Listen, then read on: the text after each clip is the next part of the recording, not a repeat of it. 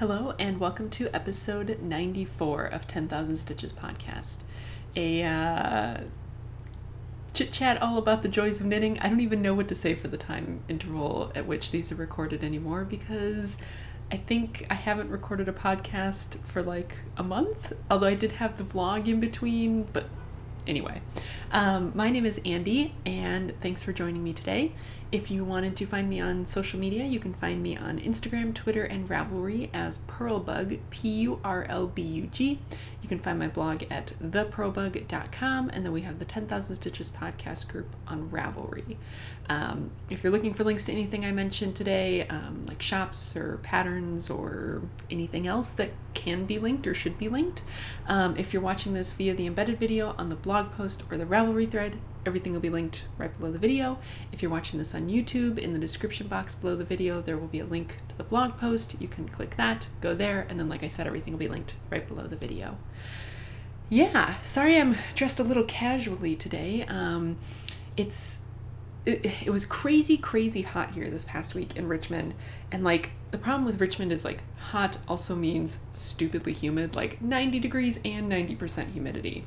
So it was crazy hot this past week, and it sort of broke this weekend, but it's been really rainy this weekend. So I still have to have the apartment all closed up because it's just so humid that if I don't keep the apartment closed up, it's just like there's like a film of dampness on everything then. So I still have to have the air conditioner running just as like humidity control.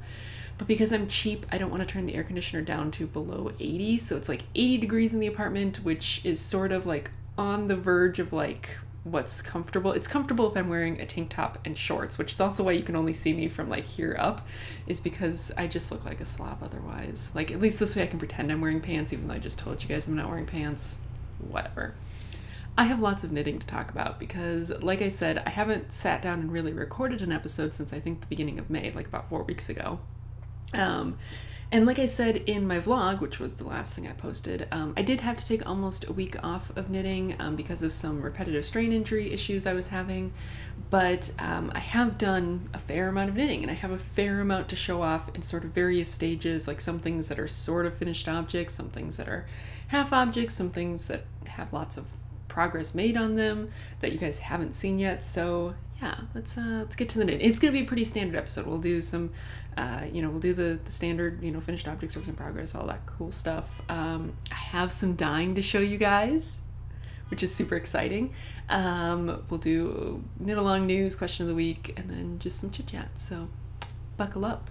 But let's talk finished objects first. So the first finished object I have is my mitts that I was making. I mean, these are sort of almost finished because as you can see, I haven't actually woven in the ends or sewn down the hems on the second one, but one of them is completely done so I could show you guys. So yeah, like I said when I talked about these in the previous episode, these are based off of a pattern called Lieverds. And I say based off because that pattern is written in German and there, as of now, is no English translation. I suppose I should say when now is. It is currently June 3rd. This episode will go up on June 5th. Yeah, so as of now, there's no English translation of the pattern, and my German is real rusty. So I basically sort of made the pattern up based on what I know about making fingerless mitts and based on the pictures, both like the pattern pictures and project pictures, sort of being able to kind of figure it out. So these are just a plain basic stockinette mitt with these nice little folded contrasting hems. And this one is the right hand one, although they're kind of, it doesn't really matter, like, well, I guess it does. This is the right hand one. So this is how it looks on. Yeah, pretty plain and basic. Yeah, it's a very close fit. I think I mentioned this last time when I talked about these, but so I did some decreases after I separated off the thumb stitches to kind of, tailor this upper part of the hand. I don't know that I would do those again because it does make it very sort of close fitting up at the top. But yeah, I really like it. Yeah, so this is the first one. Like I said, this one hasn't had any of the sort of facings, I guess, sewn in or any of the ends woven in. So this one still needs a little bit of work. But so, I mean, will take maybe half an hour to finish this one up. So maybe I'll finish this one up later today and I'll get some good pictures taken to put on Ravelry, and yeah. So because, like I said, I sort of just made the pattern up as I went, inspired by this other pattern, I have posted all of the notes that I made as I was doing it, which basically is a complete pattern. I have posted those on my Ravelry project page for these. So I will link to that project page as well as the actual pattern that I was sort of basing these off of.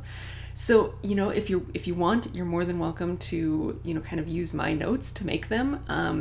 I will also try and remember to put some notes in there about what my gauge is, because, you know, like I said, these are very close fitting and knit at a pretty tight gauge. So, you know, if you have bigger hands than me, you know, it might be good to kind of adapt like either the needle size or the stitch count, something like that. I will also try and post like what my hand size is, because I actually have fairly large hands for a woman. So, yeah, I'll try and post as many specifics as I can to help anyone else who might want to use my notes to make the pattern themselves.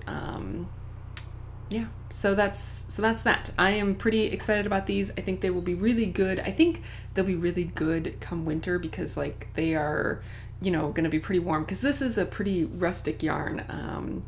I think this is Trekking Sport in gray.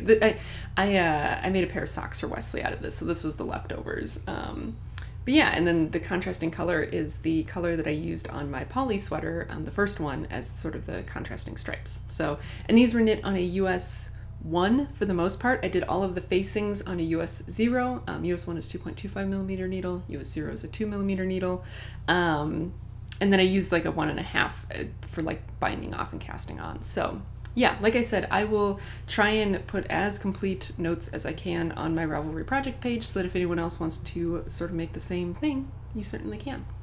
But that's my like true finished object. So finished object. Half object, I know I mentioned this in my vlog when I recorded it, but this is that shorty sock that I think I showed off the last time I recorded. Not much to it, just a pretty basic short sock. I still have not started the second one. I think because I got a little bit of like cast-on-itis, I guess, and just have been working on other things and just was not excited to knit a vanilla sock. So, you know, that's fine. It can hang out. I made notes on what I was doing so I can pick it back up anytime, but I just wanted to show that off as like, this is a thing that I mentioned when I recorded that vlog and didn't actually show off. So, half object. So let's talk works in progress. I guess we'll go with the older one. Neither of these you guys, well, one of them you have seen if you watched my vlog, but this one you guys haven't seen, and this is another shawl. I got the bug to cast on a shawl again, and so this is the Match and Move by, I think it's the Match and Move by Martina Behm, and it is sort of a big asymmetric triangular shawl. It's the same shape as like the Find Your Fade, you know, that sort of shape that those shawls have. This is the same sort of shape.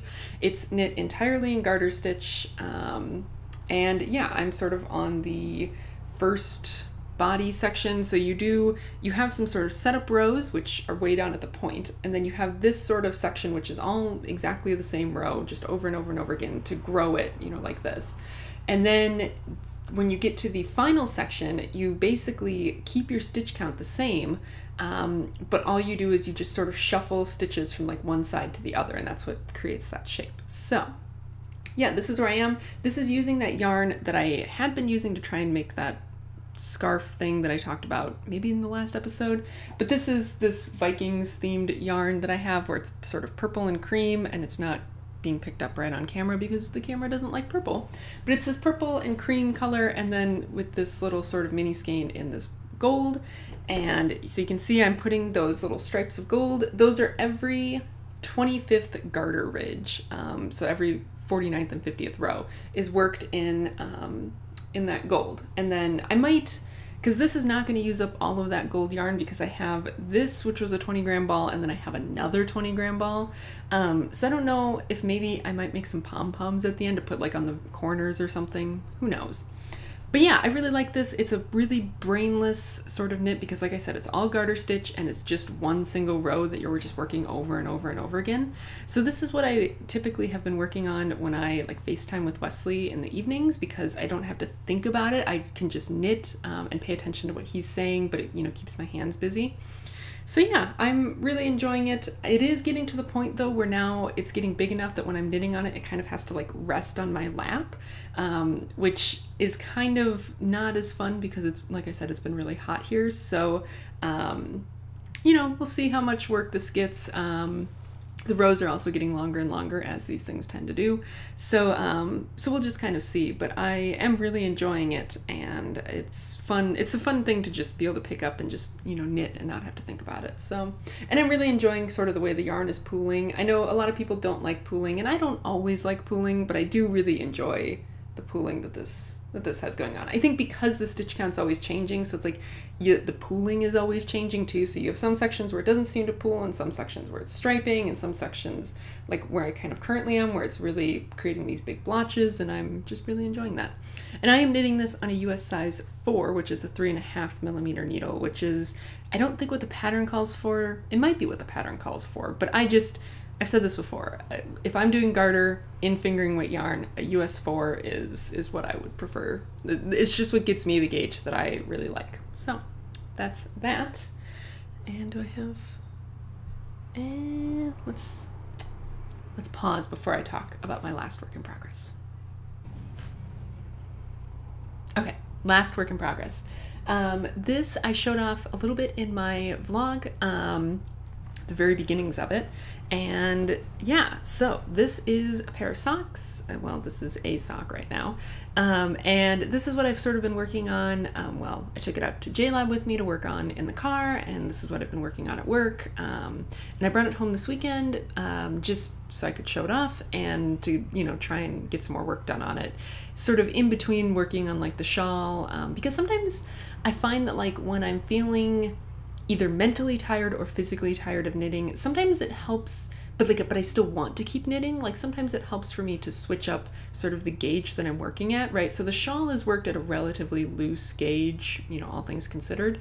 And so sometimes it can help for me to go from like a tight gauge to a looser gauge to a tighter gauge, and just different types of needles. And yeah, I find that helps me sometimes. So this is a sock which is based on the Furrow socks pattern. And it's a pretty vanilla sock basically, except it has this panel of garter stitch running down the front.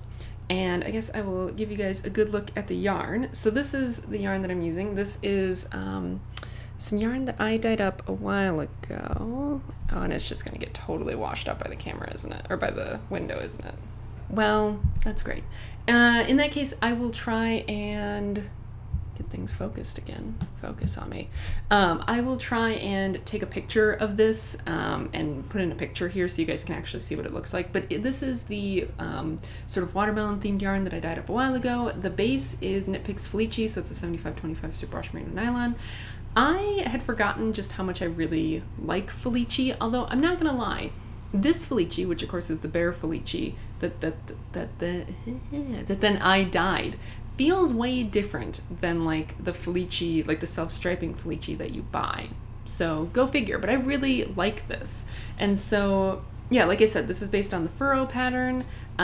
It's a relatively short leg, as you can see, because I've just been loving the slightly shorter legged socks. Like, it's certainly not a shorty sock because it was 15 rows of ribbing and then 40 rows of leg before I did the heel.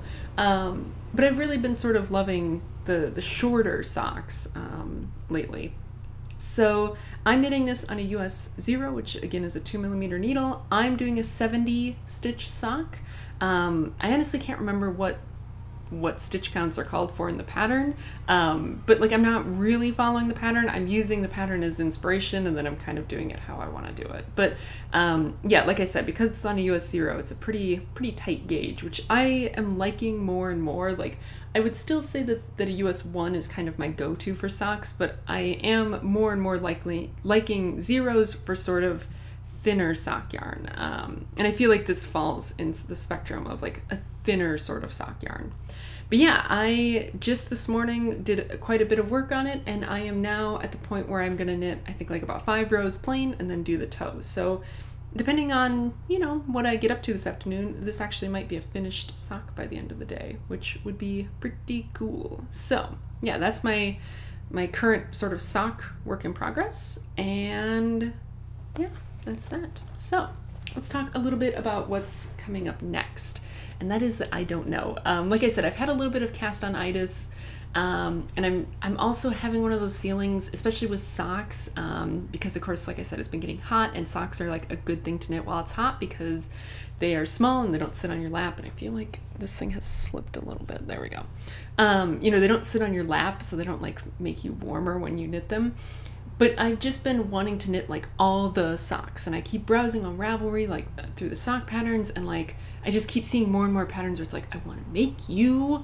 So I'm trying to resist that, but I am feeling like I want to knit all the socks, and I also would like to knit another pair of sort of this same pattern, but maybe like as like a full mitten. So that's another thing that I've been thinking about. But in the more immediate sort of what's coming up next, that gets into what I've been dyeing.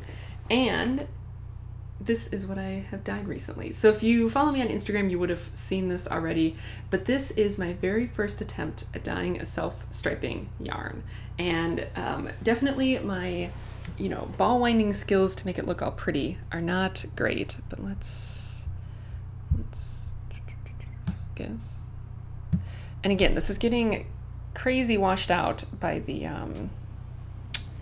window, but it's a 4-color stripe, and the colors, again, maybe I'll put in a picture, maybe I'll put in my picture from Instagram so you can see the colors better, but the colors are sort of a mint stripe, a pink stripe, a sort of palish purple stripe, and then a bright yellow green stripe. And I don't know if you guys could see it, but it is Stellina base. This is the Knit Picks Stroll Glimmer base, I think. It's their Stroll base, but with Stellina. So yeah, so it's got Stellina in it, and I will try and link. I'll try and find the video that I watched about kind of how to do self-striping yarns, because the only thing about doing a self-striping yarn that's different than like dyeing regular yarn is that you basically need to take what is a normal size hank of yarn, which is roughly I don't know. I mean, they all kind of vary, but let me grab a hank so I can actually show you guys what it is that I'm talking about. So you have your hank of yarn, and this is one that I actually wound up myself from a ball, but whatever, right? This is just an example. So you have your hank of yarn, which, you know, the circumference of this can vary, but let's say it's 48 inches, right? Circumference, for those of you who are, I always say that thinking that everyone knows what that means, but circumference is basically how big around a loop is around the outside. So let's say the circumference of this is 48 inches. I don't think it actually is, but that's a nice round number. So that would mean that kind of, if I divided it into half each, right, so this now would be 24 inches long, because you go 24 inches this way and then 24 inches that way. So, right, if you have sort of a skein of yarn in this configuration, and let's say you dyed half of it, right? So you took half of it and you dunked it in the dye bath up until here, right? So half of it would be one color and half of it would be the other color. Well, okay, so then you have 24 inches in each sort of at a go that's the same color. So whether or not that stripes depends on like how many inches does it take for you to knit one round of a sock, let's say. And I think I read somewhere that like, oh, it takes like 29 inches of yarn to knit one round of a sock, but that doesn't seem correct, but let's say that's what it is, right? So in that case, you wouldn't get quite one full round out of what you had dyed one color. And that's when you get that sort of like micro striping or like single row stripes, is because in this configuration, you really can't dye something that's self-striping. So the sort of the tough part about self-striping yarn is that you have to take this and you have to expand the loop size to be really big. So what I did was I took, you know, a skein of fingering weight yarn, and I basically took 2 chairs. I put one of them here in my bedroom and I put the other one out in my kitchen because I have a straight shot between those 2 places. And I basically used the chairs like a giant Swift and just made this big, huge loop that was probably had a circumference then of maybe 20 feet, maybe 20 feet, let's say 20 feet, right? So now I have something which is way bigger. So then what I did was I basically divided it into fourths, not equal fourths, because I just lost track of where my ties were. But I basically divided it into fourths and dunked each fourth in to make each of the 4 colors. So now that means, say, my green stripe, right? So that if it was a fourth of the 20-foot loop, that's now 5 feet that were dyed that green color, right? So 5 feet is roughly, well, that's 60 inches. So that's 2 times 29. So that should make, assuming, 29 inches makes 1 row. So that would make roughly 2 rows of green, right? And so that's how you have to do this to do self-striping yarn. And like I said, I will try and link to the video that I watched where another dyer talks about this. And she actually has 2 videos, one where she does the giant hank using a warping board. She sort of has this like circular warping board. Another where she does it just on chairs. But like other than that, everything else is basically the same as just regular yarn dyeing. The tricky thing is just getting the giant sort of loop of yarn and then not making it a huge mess out of that. But like that's all there really is to dyeing self-striping yarn. So yeah, like I said, I'll try and link to those videos. I feel like I didn't do a very good job explaining it, but I am super duper excited about this, and I have decided that this is going to be my travel knitting for the next time I go and see Wesley, which is coming up. So yeah, I'm super excited. I haven't knit self-striping, I haven't knit with self-striping yarn in quite a while, and so it'll be even more fun that it'll be mine. And I'm planning on just making a pair of vanilla socks with this, and I'm actually thinking I'm going to, I have these balls left over from my paraphernalia socks, which kind of goes with the color scheme, kind of those like more muted pale colors, to do the like short row heels. I think I'm just gonna do fish lips kiss heels in them, just so that I don't screw up the striping at all. So yeah, that is what's coming up in the more sort of immediate future, and I'm just super duper excited about it, and I will be sure to show you guys how it turns out when it does turn out. But yeah, that's sort of that, and that was actually my last ball, or my last skein of undyed bare yarn that I had, except for the MCN. I still have not dyed the MCN because I just haven't decided what I want to do with it yet, so I haven't dyed that one yet. But that was, otherwise, that was my last skein of bare yarn. So I definitely need to get some more bare yarn soon. I'm just kind of trying to decide where I want to get it from, because I have really liked the yarns that I got from Knit Picks, the bare yarns, but they are sort of out of a lot of their bases until like the end of June. And I don't really feel like waiting until the end of June. So I might go and order yarn from Wool to Die For, which is the other sort of supplier that I like to buy from. They actually also have, they've started carrying their 75-25 merino nylon sort of fingering weight base in what they call extra long hanks. And so these I think are 6 meter circumference hanks to do self-striping yarn. So I could just buy them pre-done like that and do some more self-striping. So I might do that. That might be an advantage of going with them. But point being, I hope to get my hands on some more yarn soon, so I can, start dyeing again, because I really miss it. And like doing this made me realize how much I miss it just for the pure sort of fun of it, and just sort of like, can I get this thing in my head to become a reality? So yeah, that's a thing that's gonna have to happen again soon, but not quite yet. But anyway, so let's talk knit along stuff. Knit along, we're a little bit more than halfway through now, because it's June apparently, and just when did that happen? But anyway, so we're about halfway through the Funky Town Cal, which is neons and modular patterns. And for rules, there'll be a link, unless you're on the Ravelry page, in which case just go back out and go into one of the threads and there'll be rules there. But yeah, like I said, the Cal runs until the end of June. I still don't have prize yarn for it, but I did show off last time I recorded in my vlog a little bit, a part of the prize, which is a project bag, which was sent to me by, I believe it's Stitching Plaza. If I'm wrong, I will put it down along the bottom here somewhere. But yeah, it's just this really beautiful bag. I don't have it in the room with me, and I don't want to go grab it, so I will link to the section of the vlog where I showed it off, and you can go there and take a look at it. But it is just super duper cool, and I'm super excited about it. And yeah, that's kind of all I have to say about that. I've been loving the projects that are coming in. I was a little bit worried about this Cal because it's a little bit sort of out there in terms of like the color, right? Like neons are not everyone's bag, and modular / scrappy projects are not everyone's bag. But I've been really excited to see people participating in it, and you know, seeing the finished objects. So that's been really fun, and keep them coming in. You do still have a fair amount of time left, but yeah, into the second month, and I'm super excited. So yeah, that's knit along stuff. And then my question of the week this week is going to sound a little bit weird, but bear with me because it's going to tie in the chit chat section. So my question of the week this week is, what is something that you do which is purely just for you? Like, I hesitate to use the word selfish because selfish has some like negative connotations, but like, what is something you do, whether it's, you know, knitting related or not, what is something that you do which is just for you, that like, you don't care if it benefits other people, you don't care if other people even know about it, like it is just a thing that you do purely for you. And like I said, it could be knitting related, it could be not knitting related, but what is something that you do which is just for you? If you want to share it, you don't have to, but yeah, like I said, I will tie this in the chit chat section. But if you were only here for the knitting stuff, that's going to be it for the knitting talk. And I will see you again probably in about 2 weeks.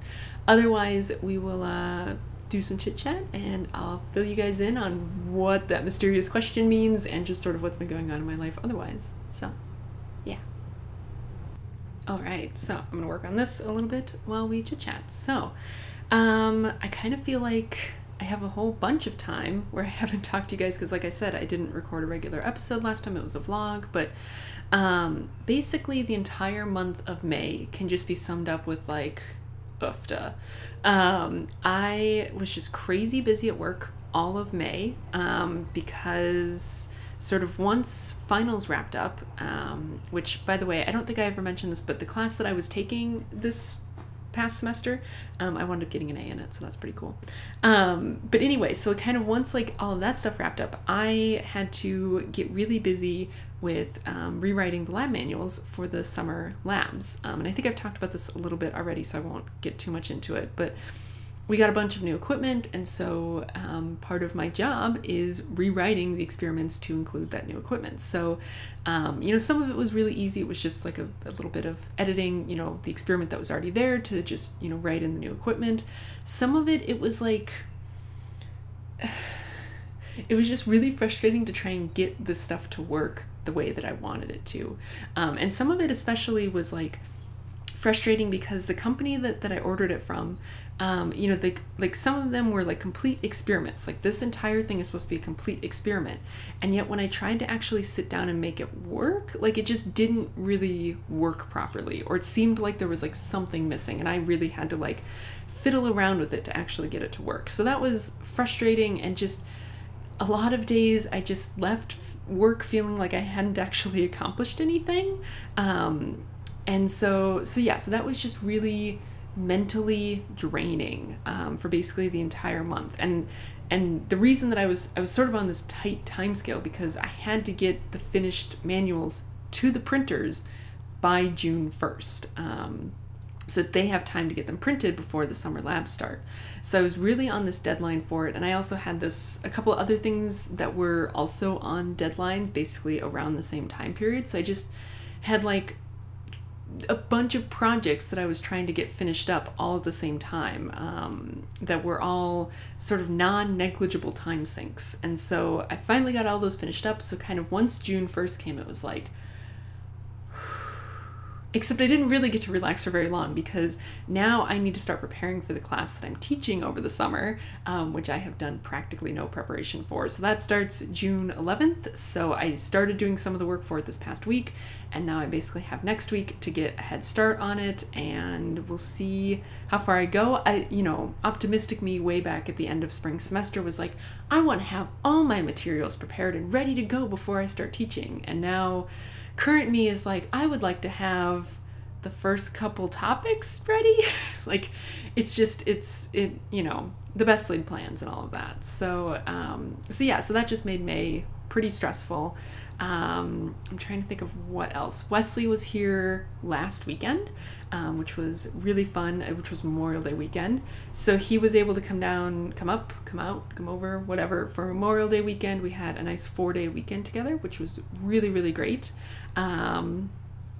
Yeah, just did a whole bunch of stuff and hung out, and that was really, really nice. And I am going to see him soon, so that will be great as well, especially because like with me teaching over the summer, there's just not going to be many opportunities for us to see each other over the summer. Like it may wind up being that we won't see each other again until August, which I would like it to maybe not be that way, but like that just may be the way that it shakes out with his schedule and my schedule, and how expensive it is to travel and all of that stuff. So yeah, so I'm really looking forward to seeing him, even though, you know, I just saw him a week ago. But yeah, so there's been that, and like I said, it's just been really hot here, which is just miserable. And it's been raining a lot. Like if it's not miserably hot, it's been just like downpouring. So yeah, so there's that. Trying to think of what else. Like my life has been so consumed with work lately that it's like I try to think about like what have I been doing, and it's like I've been working, and then when I get home from work most days, because what I'm doing right now could loosely be deemed as like creative work, by the time I get home, typically I'm just so like mentally drained that I basically just sit around and knit and watch YouTube or Netflix all evening, because I don't have the mental energy to do anything else. So it's like, oh, what have I been doing? Working. I've been working. That's pretty much it. So, which is fine, right? Like we all go through seasons of life where, you know, different things have to take priority. And I guess right now work is taking priority, and, you know, it isn't always like that, but right now it is. So yeah, so that's been my life. Just working. So I guess now let's get to my sort of mysterious question of the week and what brought that up. And this is something that I feel like some of you might just facepalm me for, because it's just like, duh, this is so obvious. Like, why is this a revelation to you? But some of you guys may, like, this may be, again, a revelation to you as well. And maybe that'll be helpful. So I'm going to set this down so I can talk with my hands.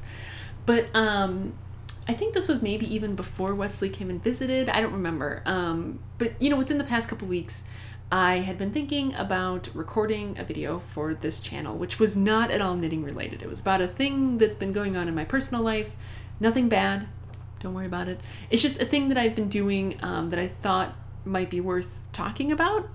But I just, like, I couldn't figure out a way to talk about it in a way that wouldn't just open me up to a lot of internet criticism and offend some people. And while I don't always care about that, like, there was not a way I could think to talk about it that just wouldn't open me up to get like crucified on the internet about the things that I was going to say.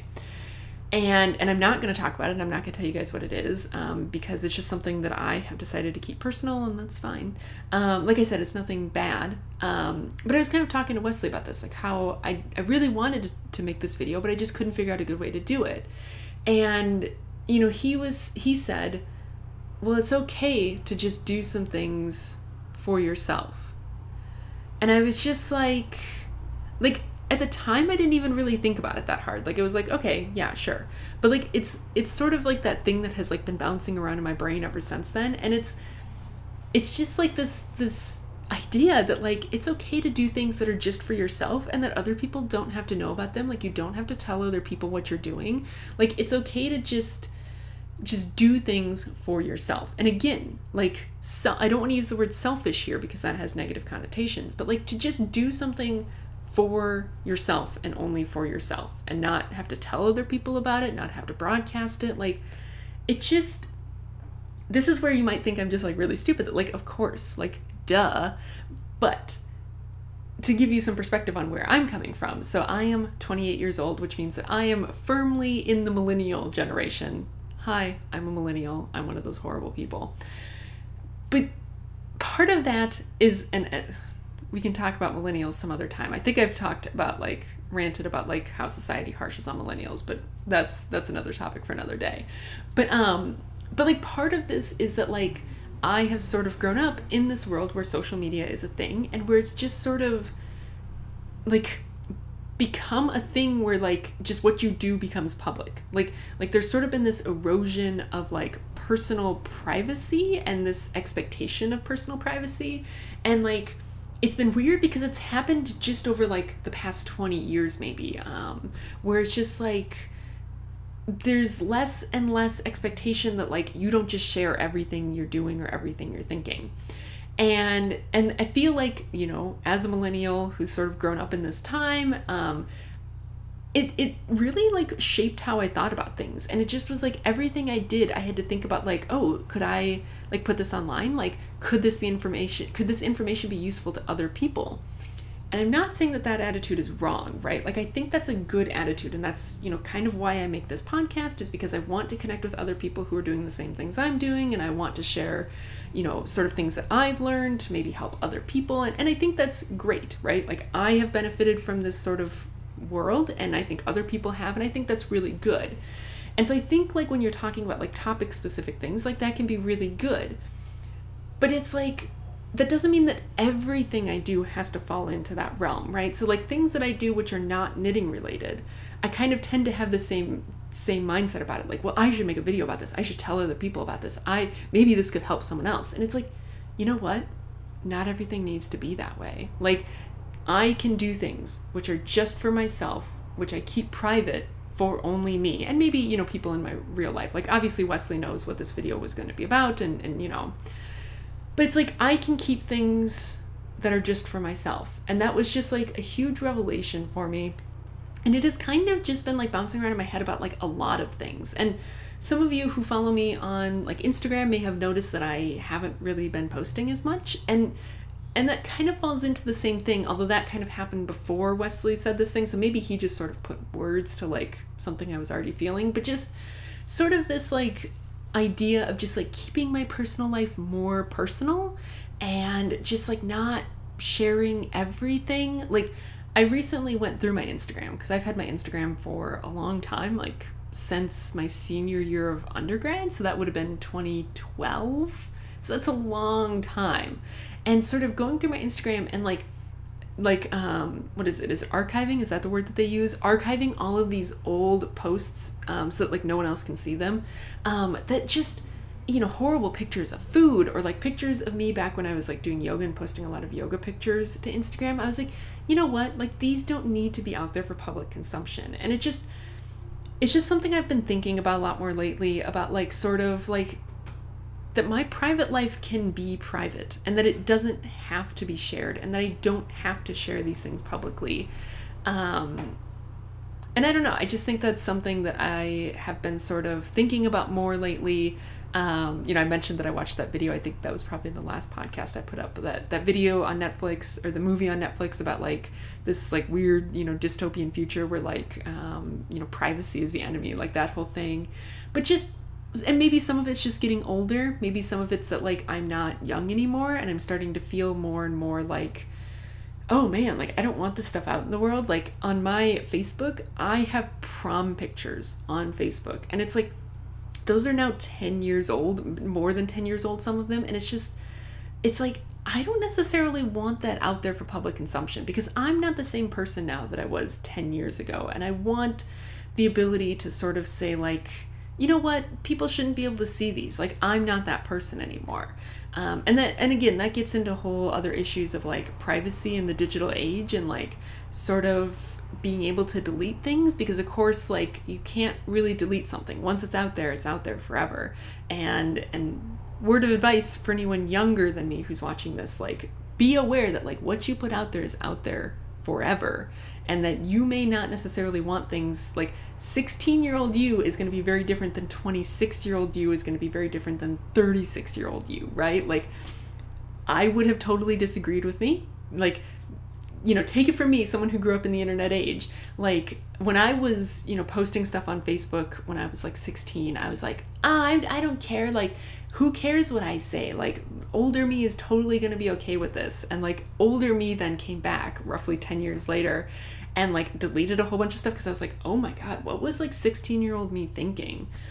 So just a thought. So that's what I've been thinking about lately, is sort of like this idea of doing things just for me, and like not having to tell the world about what I'm doing, not having to share what I'm doing. And I don't mean that in like a way that I felt like I had to, but like just sort of stopping this internal pressure of like, oh my gosh, I have to share what I'm doing all the time. It's like, no, you don't. Like, you can keep things just for you, and you can have a personal life that is entirely personal and private, and like, that's okay.